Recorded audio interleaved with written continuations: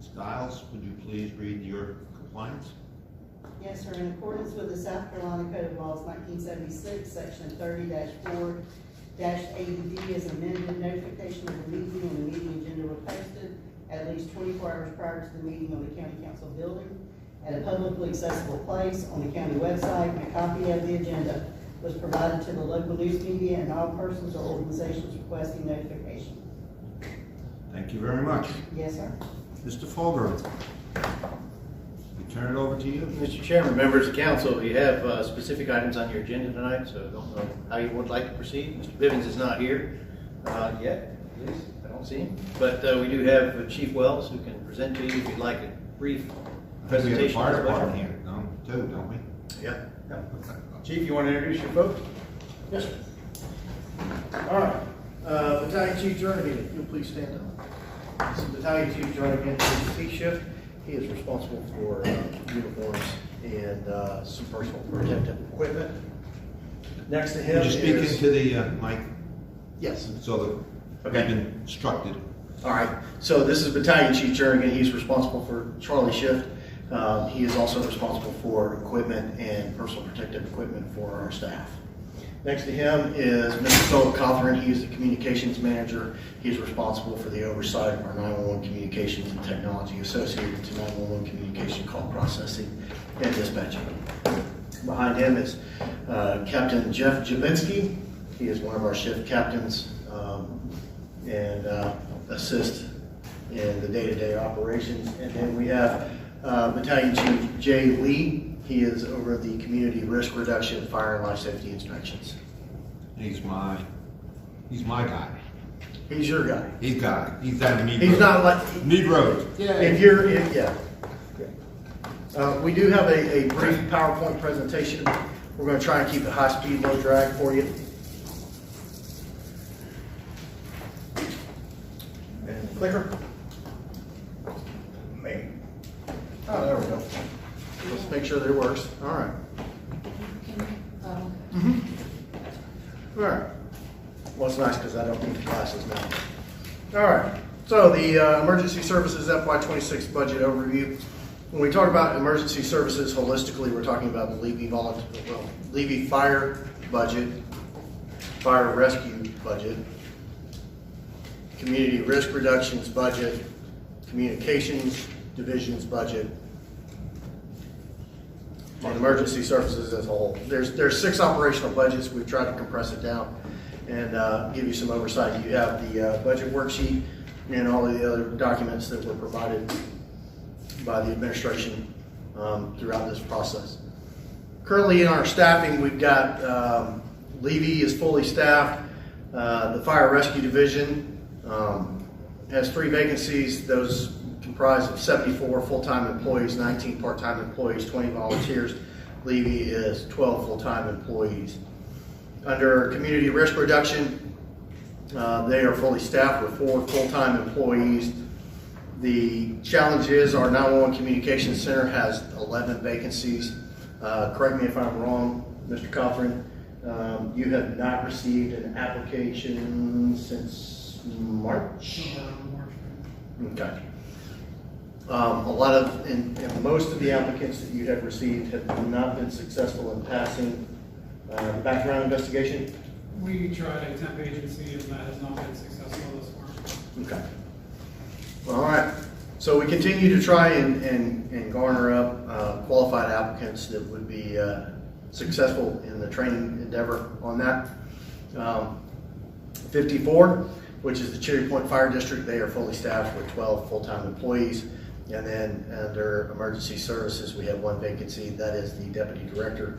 The HR director has released that advertisement, and hopefully we'll get a very qualified applicant here shortly. Salary, overtime, new personnel. Again, no new personnel in any of our operational divisions for this fiscal cycle. FICA, retirement, COLAs, tort, workers' comp. Those are all calculated based on our chief finance officer's data integrated into a spreadsheet for all of ESO divisions because there is some personal data tied to those spreadsheets within our calculation.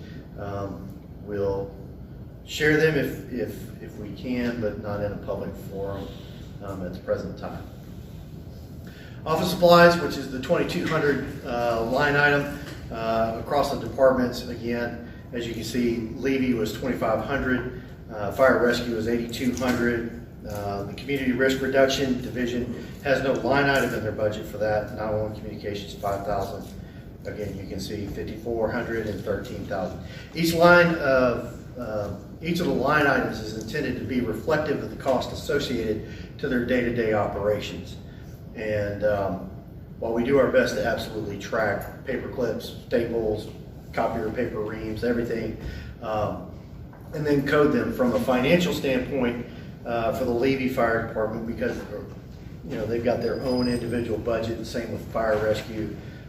Even though it falls under one umbrella, from a finance perspective, I can appreciate and try and figure out how she needs to be able to track that. We do encounter coding issues from time to time where we may get a ream, a shipment of paper or something, and it gets coded to 48, when realistically it probably should have been coded to 56 line. It's just one of the things that we try our best to track on. We're working through that improvement process as we speak. 2,300 line, gas, oil, and grease. Most of the accounts are tied back to either fire rescue or ESO. We have multiple delivery methods. Those include fuel purchase cards. A lot of our apparatus have those. So, for example, we have ambulances. We transport to 9 separate emergency department facilities. Some of those are in Georgia, Colleton County, Beaufort County, Hilton Head Island. Depending upon the type of call volume they've had, if they had to stop for fuel, they need to be able to purchase that fuel on an account. Some of our stations also have fuel tanks at the station, so our fire apparatus aren't having to travel great distances in the remote areas and find fuel and then burn that fuel to get back. So we do have the capacity to fill at some of our stations. And then Public Works has a fuel farm. We've got our little key fobs where we can just put in the PIN number and obtain fuel. And that includes, under gas, oil, and grease, that includes diesel, gasoline, propane. Apparatus bays require heat to keep our pumps from freezing, so some of our bays actually have propane heaters. That also includes diesel exhaust fluid as part of the EPA's new requirement on diesels. And then we also have small engines, whether that's chainsaws, ventilation fans, weed eaters, mowers, whatever the case may be. So those acquisitions fall within that. Vehicle insurance, obviously we've had an increase in our premiums. That is due to the new fire apparatus coming online. They have higher values. And then most operational divisions have vehicles attached to them underneath our umbrella. And then the budget request is based on the data that we receive from Public Works and the Finance Division and how all of that kind of shakes out. Usually Director Burgess does very well at kind of redefining what our errors might be in our calculations. Sometimes, I'll be honest, my math does not math well. Vehicle maintenance, again, operational divisions under emergency services umbrella maintain a vehicle fleet of about 60 apparatus to include 6 UTVs, ATVs. A UTV is like the off-road vehicle that you see, like the Rangers. They're all-terrain. So we have a series of those. To include the 2 EMS transport carts that we utilized at the PGA tournament here last week or week before last. And then the emergency response vehicles must be serviced and repaired by a certified emergency vehicle technician. So that's the Automotive Service Excellence. That is an industry standard. The emergency vehicle technician is a separate certification. All of that ties back into liability and reducing that down should an incident occur. Each service includes a 72-point inspection regarding the operational status of the apparatus with notes and pictures. We typically have those on hand. And Battalion Chief Shannon Smith, unfortunately, he had personal matters and was unable to attend tonight, tracks all of that for us. The cost of service and parts has increased significantly over the recent years, and many parts are brand specific and priced accordingly to their brand. For example, a set of medic unit tires is estimated between $1,500 and $1,800 per set. And you can see where the fire apparatus, the engines that we just bought, a set of tires for that would be $3,500 to $5,400 per set. One thing that we do want to bring to note, whether it's a fire rescue vehicle, an ambulance, an engine, a ladder truck, or it's a deputy's patrol car, if they get a nail in that tire, it cannot be repaired, it has to be replaced. All right, so brake replacements range from $1,200 to $4,000, depending upon the apparatus that it's tied to. And then our service costs, routine oil changes and inspection for our medic units and engines. Again, an oil change on an ambulance is anywhere from $700 to $900, and each of those units average about 6 per year. And then the engines here recent, based on their travel distance, have been averaging 3, and that oil change is about $1,500 to $1,800. We've got a quote to replace a fire pump, and that is $15,000. And then again, we just received back an engine that had some transmission work, and that was $10,000. So especially apparatus such as our aerials, ladder or platform, have a higher repair cost to the market standards, and a limited amount of service providers in our area. And again, some of the challenges that we are encountering is the age of our aerial apparatus. They're pushing right on out of the market. So under maintenance contracts, the 2,400 line item, as you can see, year to date, Levy is at almost 12,000. Fire rescue is at 170,000. Community risk is at 23. 911 communications 41,000. Cherry Point Fire District was at 25,000, and the emergency services office is at 50,000. Some of the maintenance contracts were not executed in fiscal year 25, secondary to a delivery of the new apparatus and equipment. Some of those were tied back to the annual inspections. For example, extrication equipment that we had that was cycling out usually have to get an annual certification, so we didn't execute out that contract, so that was some cost savings. Subsequently, those will filter back into play as time marches on. We have received word that our record management system, computer-aided dispatch, and jail management software and hardware systems, phone systems, and our public safety radio systems are migrating into a yearly contract. So those are pending.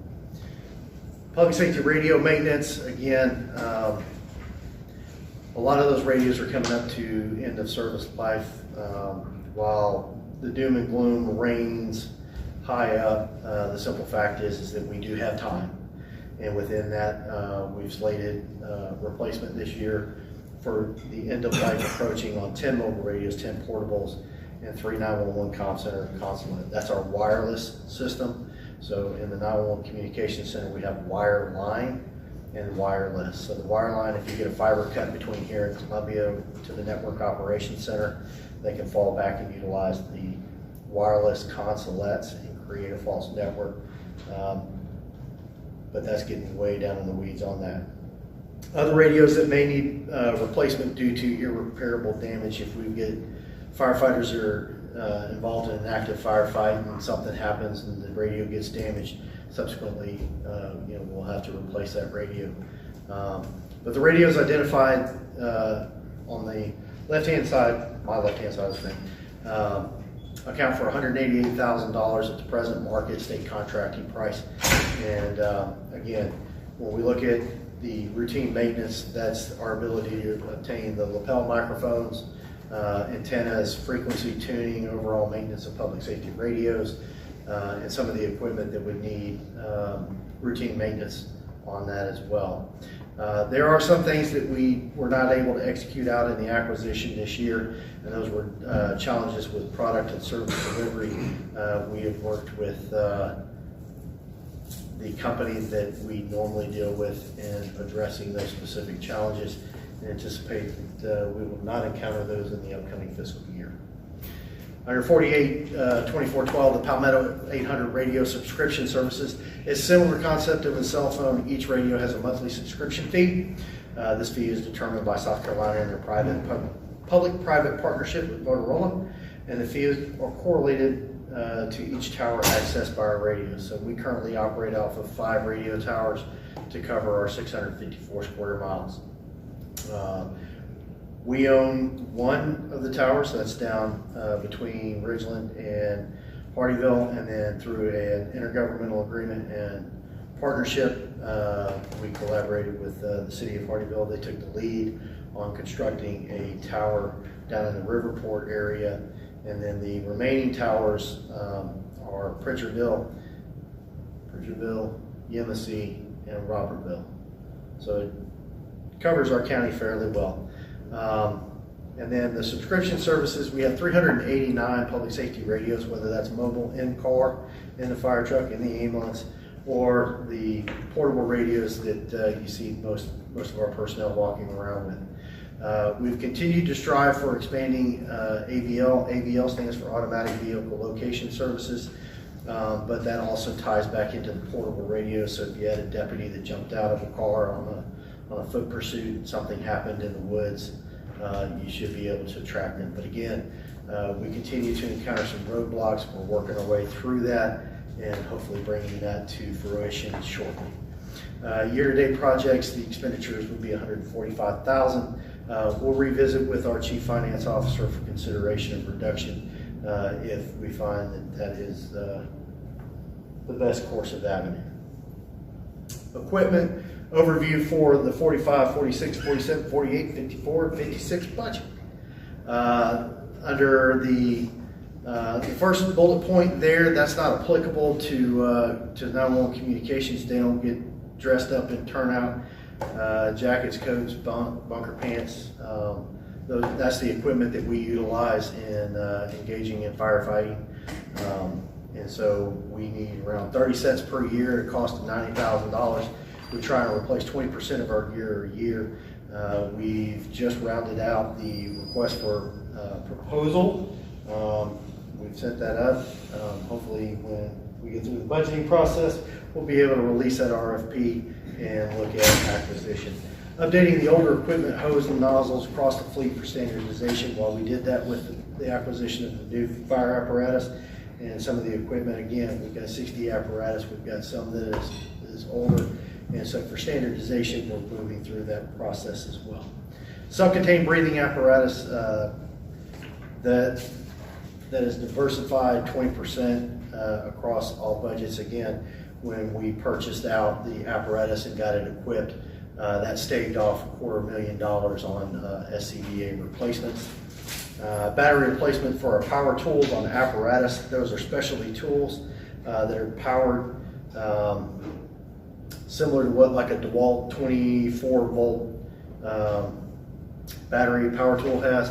A lot of our equipment and the transition to the new platforms all provide for that. But again, those are our specialty batteries, and so we haven't quite gotten to the point of needing to replace them, but we do anticipate that that's coming. Replace damaged equipment, end of service life equipment such as rescue airbags, life safety road gas monitor filters, cartridges, calibration gases to help us make sure that all of our monitors are reading appropriately. And then funding to purchase acute or immediate needed emergency equipment to aid in mitigation of natural disasters, pandemics, and major incidents. For the 911 Communications Center, enhanced security at the 911 Center facility, and then enhanced security at the radio tower site for the Jasper, and then replace end-of-life uninterrupted power supply batteries. So the UPS is actually a bank of batteries that if your commercial power fails, basically it's like your equipment, your computers don't notice that the power has failed. That gives you time for your generator to fire up and then take the load and then send the electricity back into the building. So it just kind of staves that over. Again, we've got UPSs at our communication tower site, 911 Communication Center. So those require UPS battery replacements. every now and then, but we do have some that are coming up on end of life. Again, we're looking at radio tower site for enhanced physical security, 30,000, 911 center, 43. Our UPS batteries are about $15,000 between the two centers. Looking at the equipment, we also need to replace 3 HVAC units. Again, the equipment room next to the 911 communication center houses some very costly and critical and sensitive equipment. So the ability to have well-functioning HVACs is vital to the operations, as well as the redundancy that the county has in place for geodiversification. Outside of this building, there is redundancy at our building. So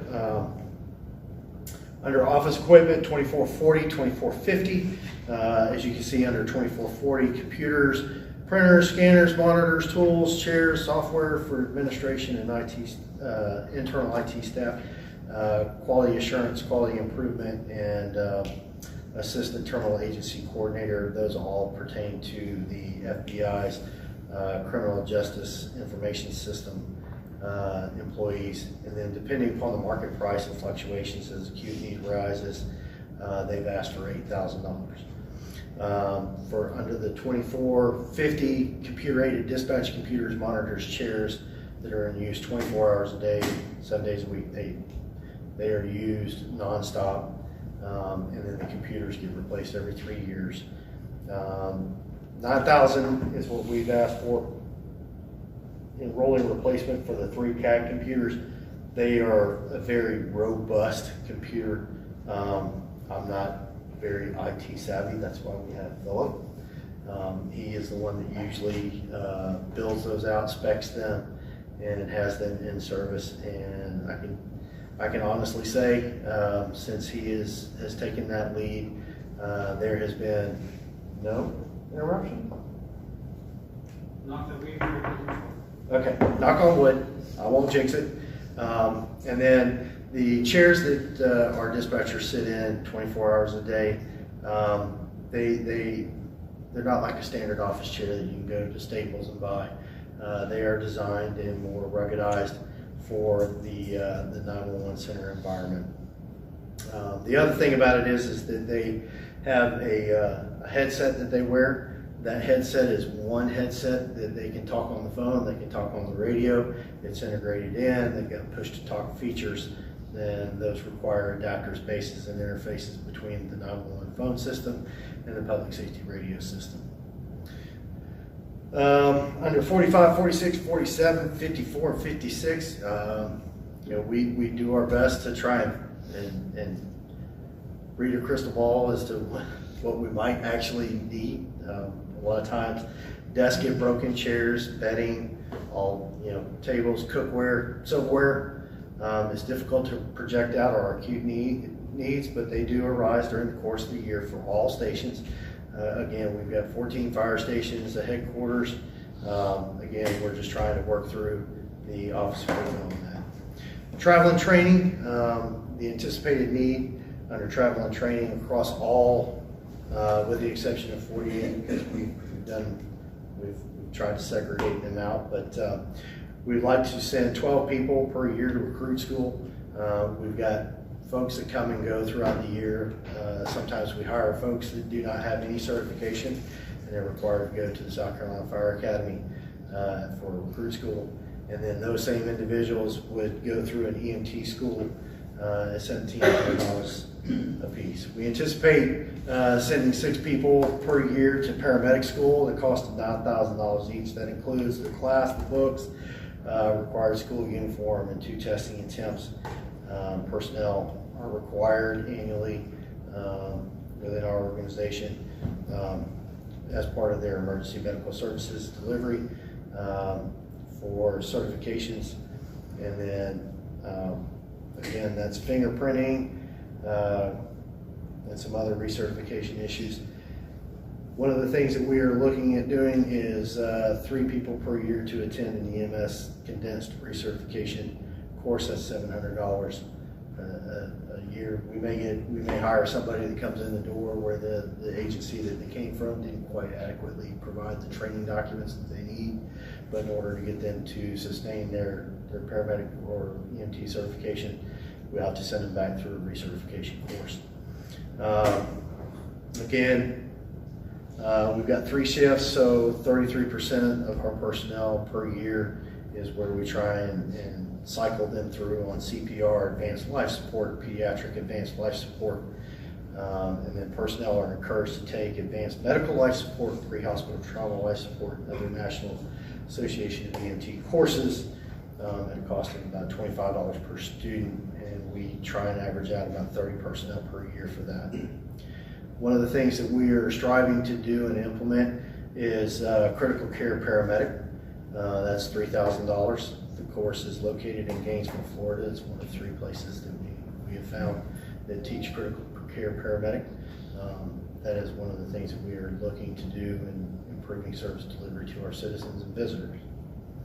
Wow, that didn't transition over very well.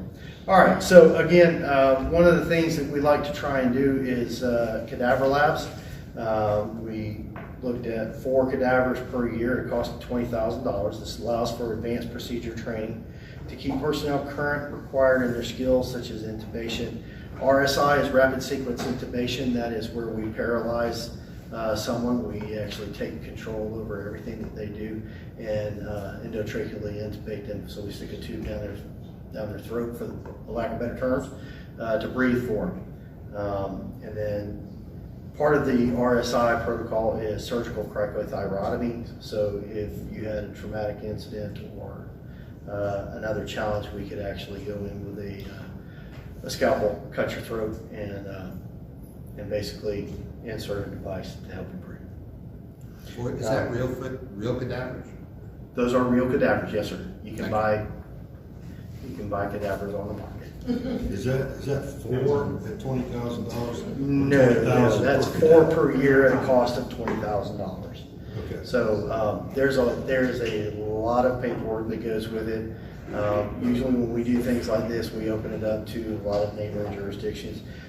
Just as much as, for example, the Marine Corps Air Station has had a cadaver lab, and our personnel have had the opportunity to go over and participate in that. It's a great opportunity.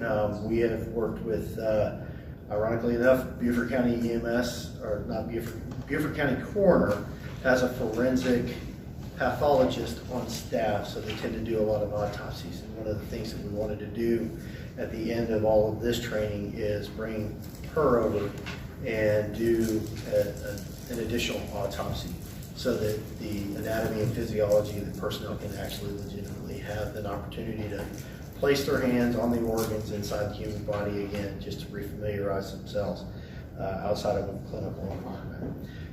We do officer development for all department officers. That's $15,000 a year.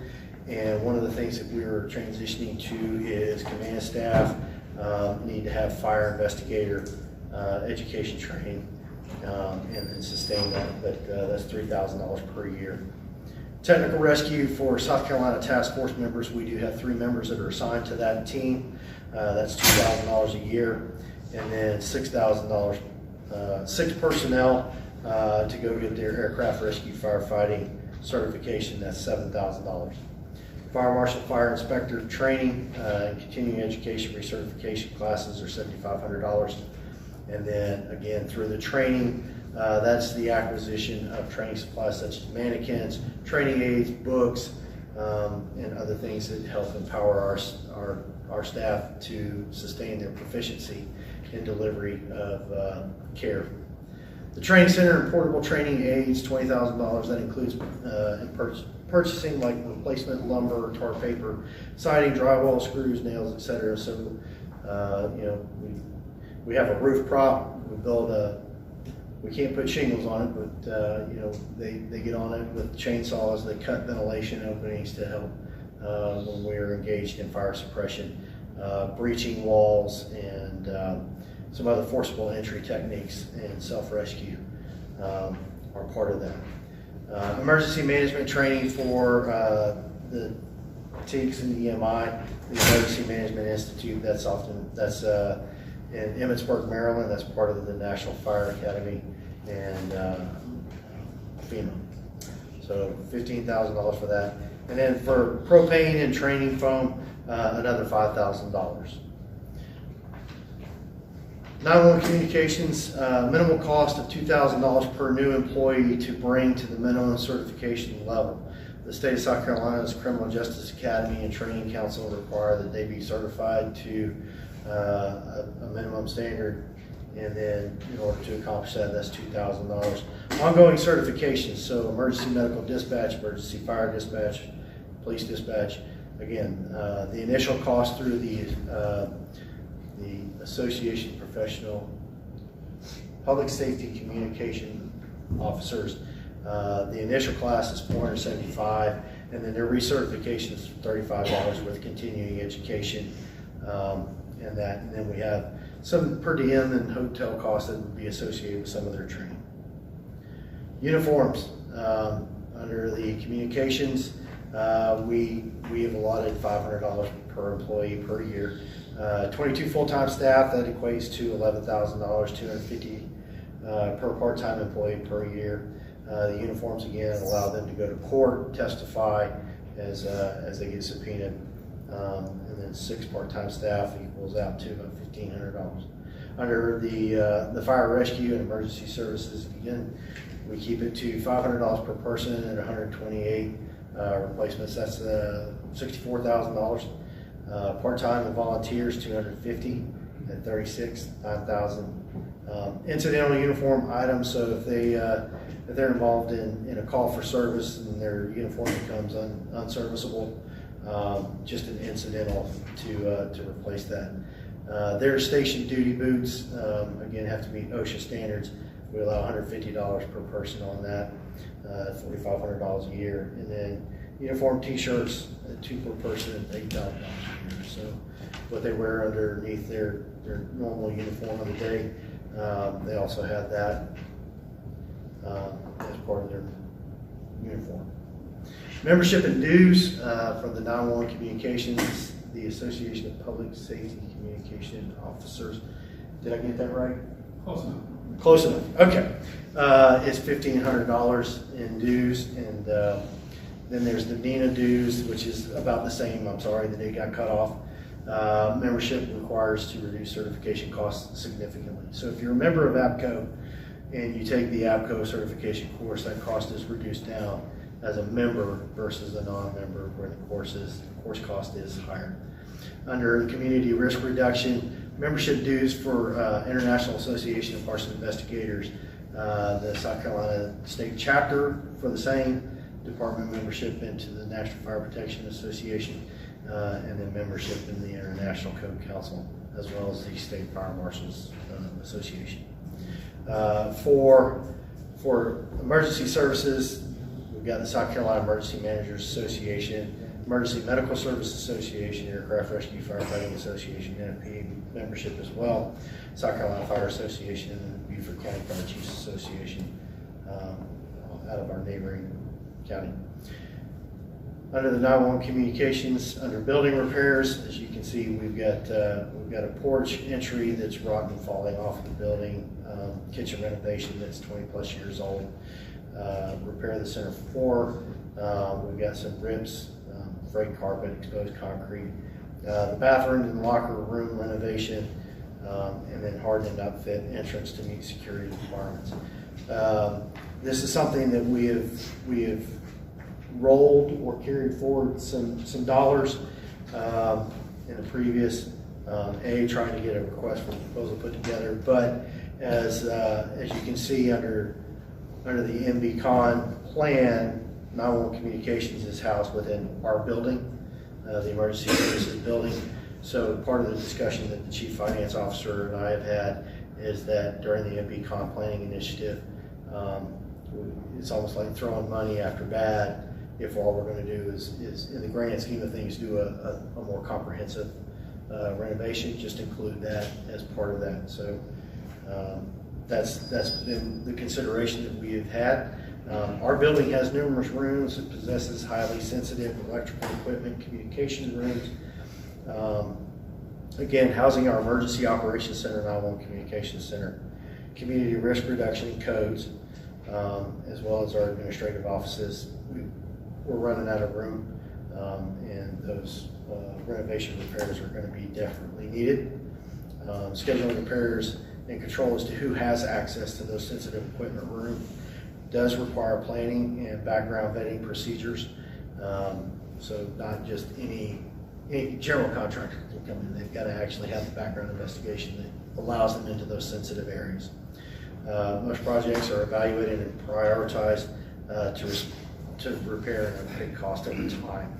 Again, the MVCon planning initiative that the administrators brought forward includes a rehabilitation of our building. So in the Cherry Point Fire District, this budget was initially 1 station, and subsequently we've grown it to 2. 2 stations are newer and have encountered minimal maintenance and repairs, but the budget is approaching 100%. Both buildings, as they age, will slowly need repairs and preventative maintenance as they age. The current budget was able to keep us at minimal repair status, and as the buildings age out and warranties start to expire on some of the things, there's going to be some investment back into that. Under the Fire Rescue 46 Division, there are 10 fire stations and 1 training center that are repaired out of that operating budget. Older stations are antiquated and were not built for the current and future operations. Some of these are going to require roofing repairs, septic and/or line replacements, electrical upgrades, HVAC work, improved wells, stucco work, general maintenance upgrades as needed, and then there'll be some furniture, bedding, and appliances that are replaced as needed as well. Large products and essentials are evaluated and prioritized based off immediate needs and major repairs, and pushed out over to maintain over time. Chief, are we gonna do much more? Because I think we have questions to ask rather than go through this. Okay. I mean, Yeah, we this can should have been given to us before when you do big numbers. Okay. I mean, I looked at that. If I would have known, I would have brought in, I had asked for a report that would have really filled into this. Sure. And we still have another person to talk to us. All right. You got questions? Hopefully we've got the answers for you. Mr. Mengizu, I'm sorry, but we're just time. That's okay. Thanks for all the information. I appreciate it. You put a lot of work into it. So for instance, like 48 emergency telecommunications, medical insurance, line item 2040, it looks like 2024 was 74,000. Adopted budget was 80, amended budget 80. Cost to date, I guess, when this was put on, is 81,968.21. That's out of the budget performance. I just want to make sure, I'm trying to get the Budget worksheet report? Budget worksheet, okay. Yeah. 48. So, the administration has 206,700. And I just want to know where that, you've got 81 to date, the year's not up yet. Right. The department requests 80,000, and then the administration has 206,000. So when it's something like that, a big spread, I'm just trying to figure out, is there something in there that needs to be more defined? 48, and then what was the line? Because I was trying to flip. On 2040. That's anticipating that we would have a full or nearly full complement of the full budgeted. Full staffing. Full staff. Full staff? Yes. Yes, that's anticipating a full staff. Yes, sir. Okay. Well, why was the budget only 80,000 in 2025? Because the staffing levels, when you talk about the year-to-date expenditures Yeah. being at 80,000, Yeah. again, we've got 11 vacancies in that division. We've been struggling to get Right, vacancies okay. in that. So again, while we prepare and plan to be at full staffing, the reality is that there are vacancies and the expenditures just aren't there. Right. And lo and behold, if something were to happen and we get a surge of applicants, qualified individuals, they catch on, and we go to full staffing rather quickly, we would be at that anticipated expenditure. So is that kind of like the same thing in 047, salaries and wages, 20,000, or 2,000 line item, department request 231 Right. for 2026, but the administration has 280. Okay.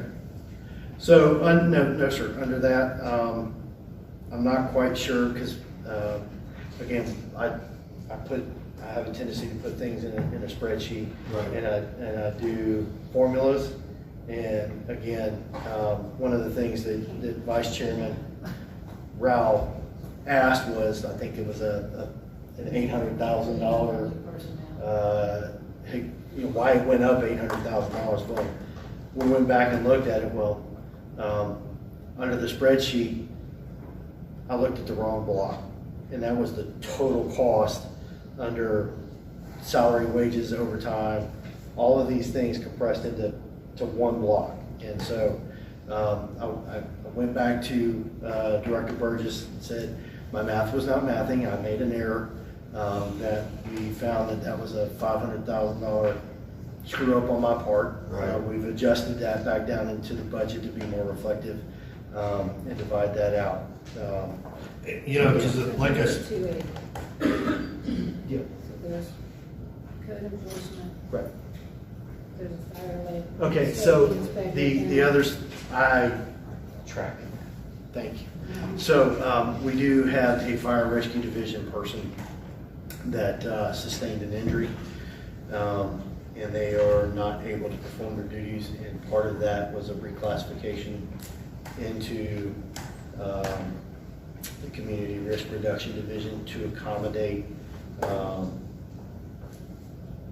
their capacity to perform duties and accommodate their work schedule while they're going through the workers' compensation modality. okay. You know, it's like I said last week, I'm not an expert on, you know, anything of this sort here. Of course, there's wants and needs, and Yes, sir. you know, personally, I don't want to, I'm speaking for myself, I don't want to slice and dice a budget I know nothing about. So I'm leaning on you guys heavily to go for the things you need, and is there things that we could put off, or is there things we could do better to be more cost effective? And that's really all I have to say. So it's like I said, I can't sit here and say, why is this, why is that, we need to cut this, you know what I'm saying, it's not my expertise. Right. So that's why I'm asking these questions, because, you know, I can understand, you know, things going up because of the cost of living, just things cost more year to year, and we're growing. Yes, sir.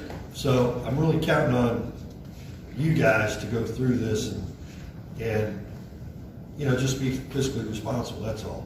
And just say wants and needs, right? Can we? Yes, sir. So that's it, that's all I need to say.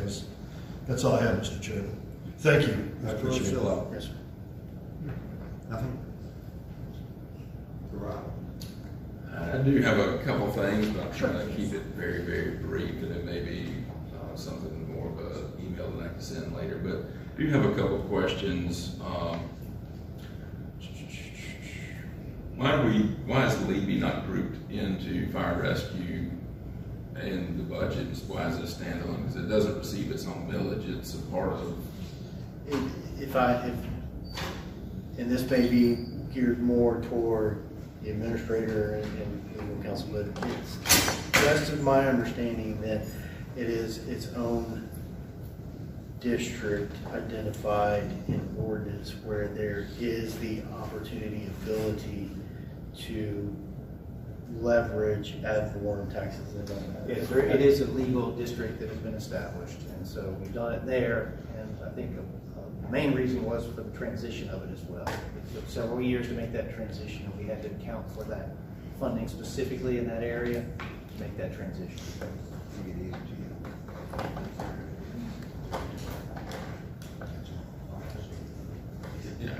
Yeah, all right, and then,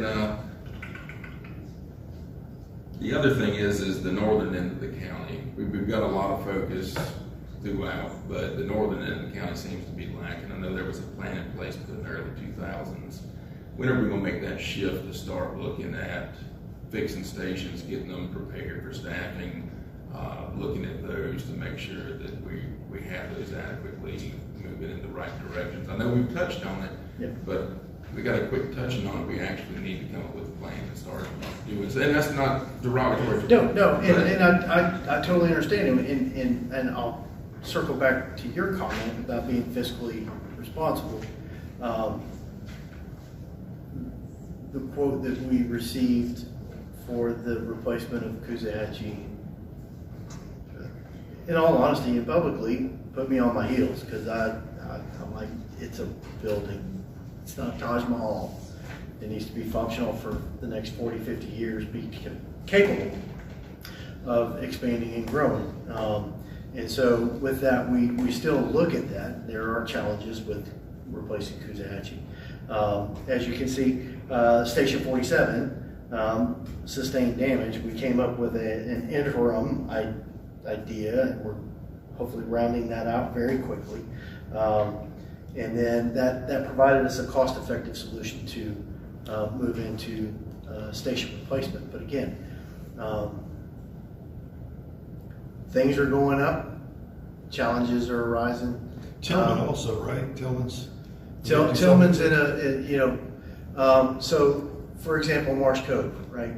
The challenges that we encountered with Marsh Cove was that it had to have a sprinkler system. How do you put a sprinkler system in a building that has no distributed water supply system? How do you put floor drains in that are required to have an oil water separator onto a septic system?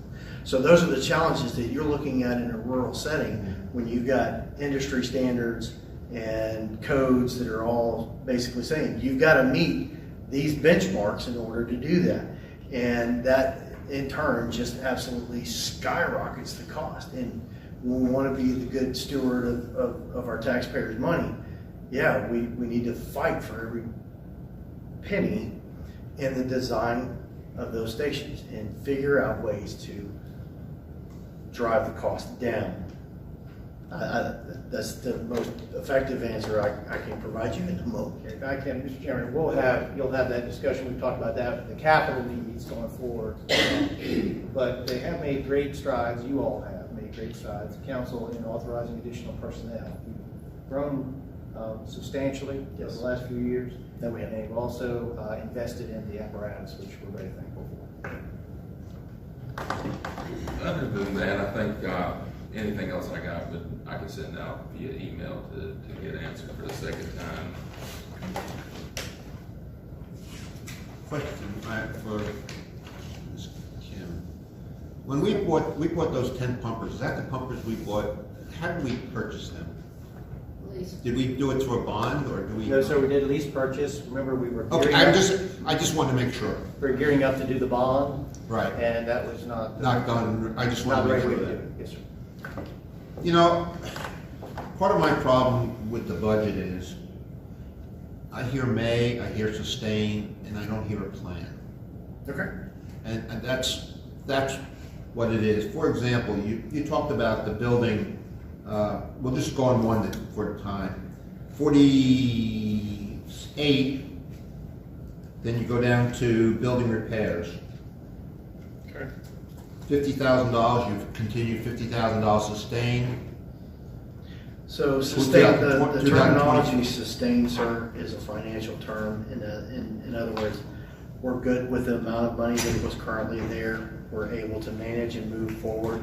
We're not asking for any impacts or increases. But then We can sustain and when you manage. look at it, Right? you got $28,000 in 2024, Okay. and you put down $0 this month, Okay. so far. So Now, again, under the building repairs for the 911 communication center, it ties back into the MVCON plan. So as that was manifesting and growing, that was conversations I was having with our chief finance officer, as do we throw good money after bad, or do we limp it along and look at the investment of our citizens' money in the rehabilitation of that building in its totality. Yeah, So- but you've already requested $50,000, and you're saying that maybe we're not gonna put it there. All I'm saying is, if I asked you for a 20% reduction, could you do it? 20% reduction across all Across the operational board. divisions. Right. I will certainly sit down with the command staff and. I mean, I gave you, Have that conversation. Did you come over you see my questions? I have, sir. And Mr. Kemp, we have some options for you under general discussion too. And really, I'm not really looking at taking any money away, I'm just saying, let's put it in some place so when it comes up, we can take it and put it in there. So we have an idea, because we're trying to build our general fund. So if you're not using it, we know it's there. And if something does come up, you have the money, and you have more money than you would have if you had a budget. Sustain is not budgeting. Sustain means, what are you gonna do with the money? Okay. That's all. That's what's gonna happen. Sure. So, I'm gonna stop it that way. We'll have to ask other questions on that. For the little time, I'm sorry, Mr. Bevins. You're up. Good afternoon, Council. Thank you. Here at Parks and Rec, our goals are right now is to preserve, maintain, and develop what we have at Parks and Rec, and also anticipate the growing change of the community. We're trying to enhance our art and cultural and historical assets and to bring a different change to Jasper County. As you guys know, this is my first time doing a budget report with you guys, so bear with me. So we, you're in with us. Okay, how do we usually start with this? Just go over it. You want me to go over line item? Well, you can use some significant costs, or you can just ask, I'm sure they may have some Okay. questions about the budget, because they've had. Okay, I'll go into my, I'll jump in just a minute. okay, sir. Mr. Chairman and Council, in the interest of time, I want to just go over just a couple of items, and then Mr. Bivens will talk about some of the highlights in the budget worksheet. But as you know, we have a master planning effort underway, and we have provided that master plan to the County Council, and we're looking at this from two standpoints right now. First thing is to do, we feel, would be to repair and maintain our existing facilities and so forth before we get involved in capital improvements. And so we'll talk to County Council at a later date about a priority as far as capital improvements are concerned. And as the budget year goes on, if there is the opportunity to amend the budget, we'll do that with Parks and Rec as well as some other departments in the county. From a personnel standpoint, we have historically, over the last 10 or 12 years, historically populated our personnel from temp agencies when it comes to maintenance and so forth. Well, we're not going to be able to sustain that in the future in the sense of professional development of park staff. So we're going to come back to you with a plan for that also. In the matter of programming, as you know, we have worked with the Jasper Regional Youth Baseball Organization for quite some time, and that is working and has worked quite well. We've made some renovations out there at the baseball fields, and there's some more to do. However, youth football, basketball, that is not working quite as well as we'd like to, and it's not working as well as the Jasper Regional Youth baseball situation. Soccer is even worse than that. There are some other issues that have come up regarding soccer that we're going to need to do something with, but the point here is that from a programming standpoint, we need to find out how much the Parks and Recreation Department is going to do in order to manage the recreation programming in the county, and how much of that is going to remain a situation where we have public, private, and association collaboration. We had hoped to get a lot more information out of the master planning effort in the sense of helping us define what a community center should actually do. So let me just quickly do it this way. A community center, we might use the Tillman Wagon Branch as a model. Then we have on the other side of the equation, we have Tarboro, which is in very good shape. Fencing has been replaced out there, and from a physical standpoint, it is in very good shape. However, the Levy Limehouse Community Center, as you know, has lots of problems. septic system, parking lot, interior development, and we've been making improvements to that. The Grays Community Park, we removed a couple of years ago some playground equipment out there that was falling apart, and if we follow Parks and Recreation guidelines, we can't repair equipment. The manufacturer will not repair it, so then we have to demolish it and then replace it.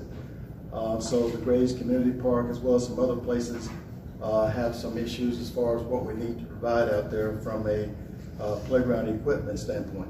We had some issues at a particular park some time ago, meaning a boat landing where criminal activity took place out there. So now there's an issue of surveillance cameras and how we're going to monitor whether the boat landings or any other facilities are going to be open and closed and that sort of thing. So just wanted to bring you up to speed on the challenges that we have. So, but we have held the line on making improvements or requesting different things because we want to find out more from the county council as to where it is that you would like to go and to get a sense of priority as to where you'd like to go. Meanwhile, the county is growing. We have requests from residents and so forth about what programming they want. So I just wanted to interject those items to you. Ms. Bevins will answer any questions that you may have in the interest of time. Mr. Van Giesen. I don't have any questions at the moment. George Zillow. Ralph. Do have a couple things real quick. Yes, sir. In 77 and 78 for Zorn Jasper Park and Parks and Rec with both your 50-40 line, they're both of the equal amounts, and they do have some very similar things in those. So some of those things in there is one for 77. Is that specific just to the park? And then 78, is that for all of the other parks throughout the county? Is that how That is correct. 77 is only for Zorn Jasper Park, and 78 is for everything else. Okay. Yeah, for the second time I'll finish. First of all, I like to say that I think you should have the part-time person. In fact, I think it should be full-time. Okay. I think we should look at further ahead in doing this. If you get a full-time person, I look on here and I've been looking at the ATAX fund. A lot of this money can be put in the ATAX fund, especially the landings and stuff like that. You can do that and get that person going and do some stuff, planning and all that to have events. You know, I think back when I first started, Ms. Clark said, we're the only county that doesn't have an event. We use Ridgeland, we have Hardyville, but we don't have a Jasper. I think that's where we have to go. It's more of an optics thing. It's a lot of optics there.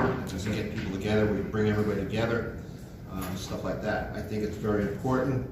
It's one of the things that, as a council, we can show that we're doing something.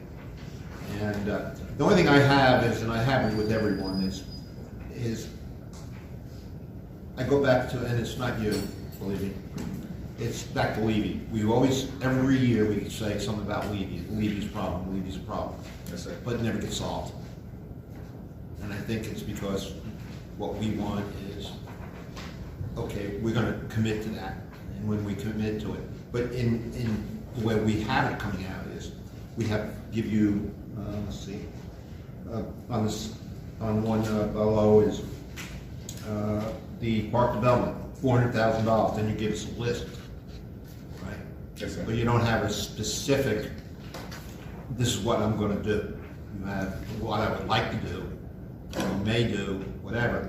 Let's get this repaired. Let's get Levy repaired. Let's get Coosahatchee going. Let's do all this stuff. I know it's a big problem, but just, I don't know. We have Coosahatchee. Let's get something up there to have I don't know, an event up there. I don't know. Just do something. And I think you need the extra person. I really do. because I've been down there and the support, and just like when I go back to the veterans Yes, sir. in November, we're gonna have it in November again. Yes, sir. We had 300 people, 200 people, 300 people at that event. That was great. Yeah, we should do more of that, so. I just, thank you very much. That's all I can say. Okay, thank you. Mr. Kemp, can I say something? I Yes. appreciate all everybody's comments. Mr. Bivens inherited a budget, and as we know, the department has a lot of work to be done. We're very thankful that we have the rec plan because that is super detailed, and we look forward to working with you. The budget is to bed, so we can define these capital projects, do some strategic planning with you, so that he has a list of priorities of projects to complete. I think everybody will be on the same page then. We look forward to that. Thank you very much. All right, thank you. Thank you. Have a great day. That concludes we have no time for general discussion. So, do I have a motion to come out of the workshop? I'll make a motion to come out of the workshop. Second? Second. Any discussion? Hearing none? All those in favor, raise their right hand and say aye. Aye. Thank you very much.